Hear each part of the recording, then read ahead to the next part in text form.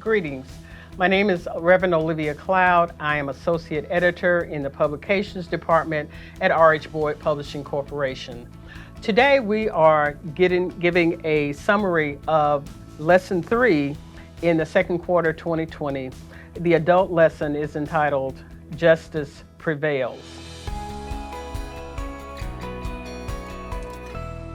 Our text of study is from the book of Esther, chapter 7, verses 1 through 10. The background passage is Esther chapters 3, 5, and 7. And the memory verse says, the key verse says, so they hanged Haman on the gallows that he had prepared for Mordecai. Then the king's wrath pacified. It seems like injustice wins out sometimes. Many times we get frustrated seeing people in power abuse their power for the sake of injustice to harm those Jesus calls the least of these. And so we wonder how long this will go on. Throughout the Bible, we see people asking God, Lord, how long will you allow this to go on? Dr. Martin Luther King asked, Lord, how long will this go on? But even as he asked, he answered the question to say, how long? Not long, because injustice cannot prevail, justice will prevail. So as we look at the story of Esther, and our lesson goes into the story a bit to come to the middle and toward the end. But we have these 3 or 4 characters in the book of Esther that are a primary concern. That being Esther the queen, Mordecai, her relative, who had been her guardian, who we believe had reared her since childhood. Also Haman, who was a trusted emissary of the king, and the king himself, Ahasuerus. And so these 4 people come together in this interesting story of intrigue. People find the book of Esther interesting because one of the interesting things about it is the name of God appears nowhere in this entire book of the Bible. Yet the providence of God appears throughout this book of the Bible. In Esther, we see themes of jealousy and racial hatred and abuse of power. All these things are critical parts of the narrative. And Haman, who is the emissary of the king, has no idea that the people he hates, the queen, is one of those people. So he feels free to go about spewing hatred and giving threats and making plans to annihilate this entire group of people. So Esther's faced with a challenge. It's a life challenge. She's a queen. She has the potential to maybe step in and do something to help save a whole race of people. But it may cost her something. And so she has paused to consider, should I get into this or not? But it's a life challenge. We all have life challenges. We're all living amid a life challenge right now with the COVID-19 challenge, with physical challenges, medical challenges, financial challenges, spiritual challenges, mental and emotional challenges. It's a tough time. But tough times call for tough people, as they say. But one of the primary lessons in this book of Esther that I like is one that we speak often in the vernacular, that being, God don't like ugly. And so we see the ugliness of injustice in this story. And in this story, we see that God does not like what's going on. And he uses his chosen one to intervene. So Esther was actually nobility living in exile. The Jews were living in exile. She was operating undercover, if you will, as a Jew. But she had been reared by a God-fearing man who taught her to love God and to do what was right. So Mordecai, who raised her, was a man of conviction. He was a man of God. And he doesn't appear to be a man who was easily swayed by anyone else that could be threatened.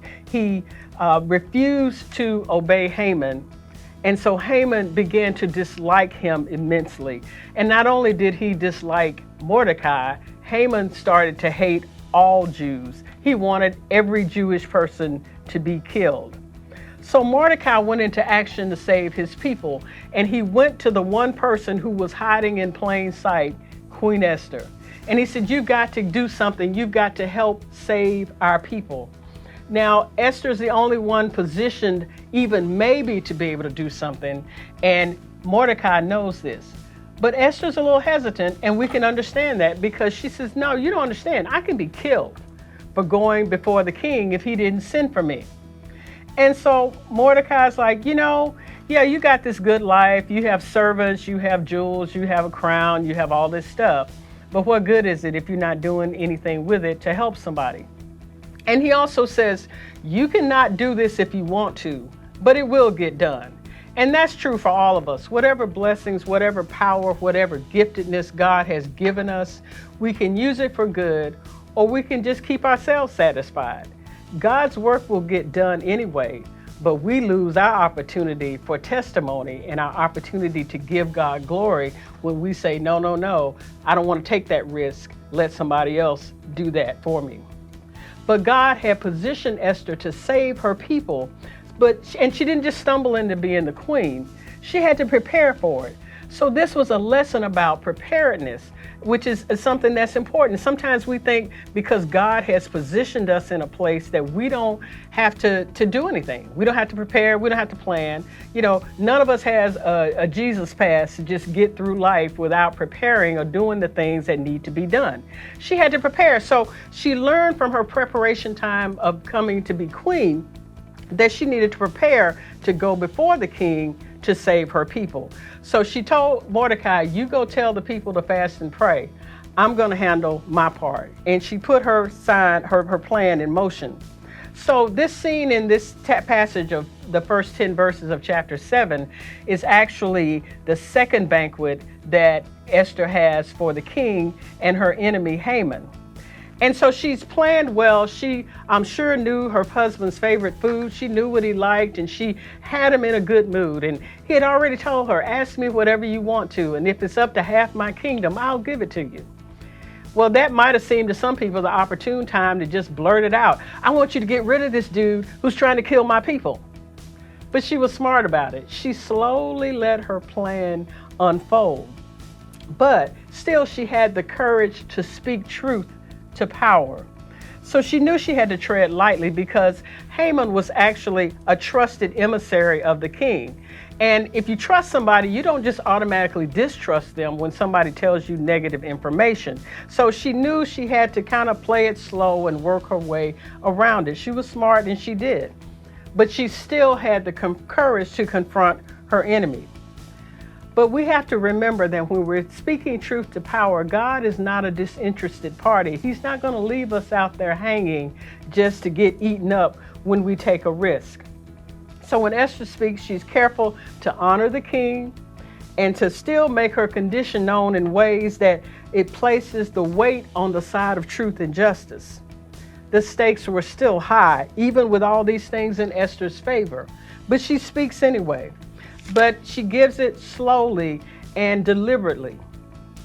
And as she's speaking, Haman starts to realize he's not there to be honored as he initially thought. He is in big trouble. So now he realizes he's in trouble.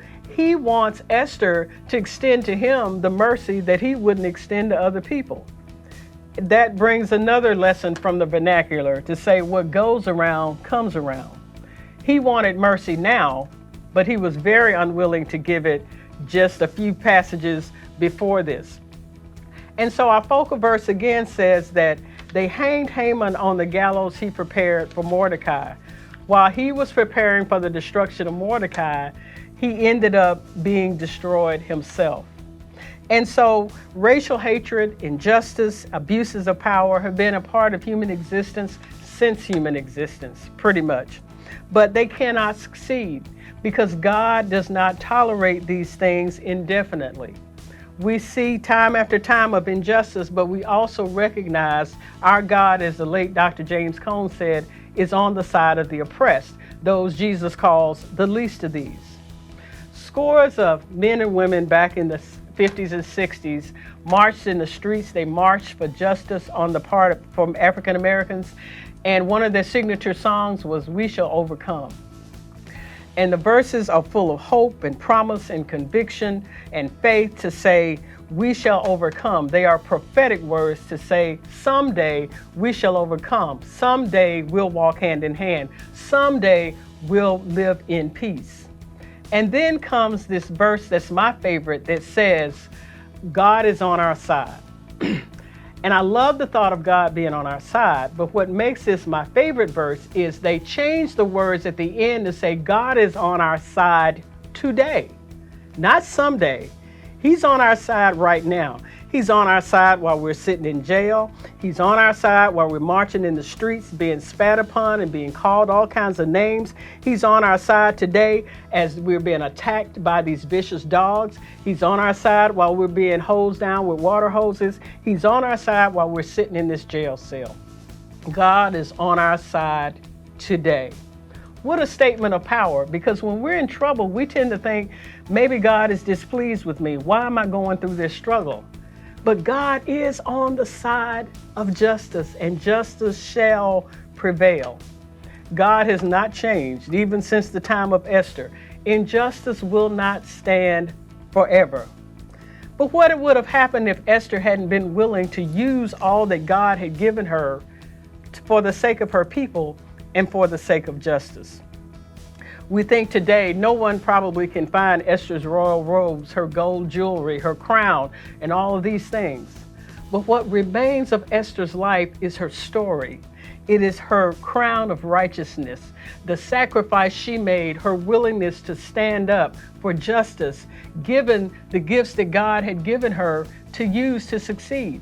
He had given her entree to the most powerful man in the kingdom, and she used it for the cause of justice. There's a song we still sing in the church that says, only what you do for Christ will last. That's a fitting thing for all of us to remember. Doesn't matter about whatever else we acquire, what we do for Christ will last. And over again, we can look at the heroes of the Bible, the heroes and heroines of our culture, to see what they did, and those are the things that last. I pray that you will examine yourself to see what has God gifted me to do and how may I use it to stand up for justice. Thank you.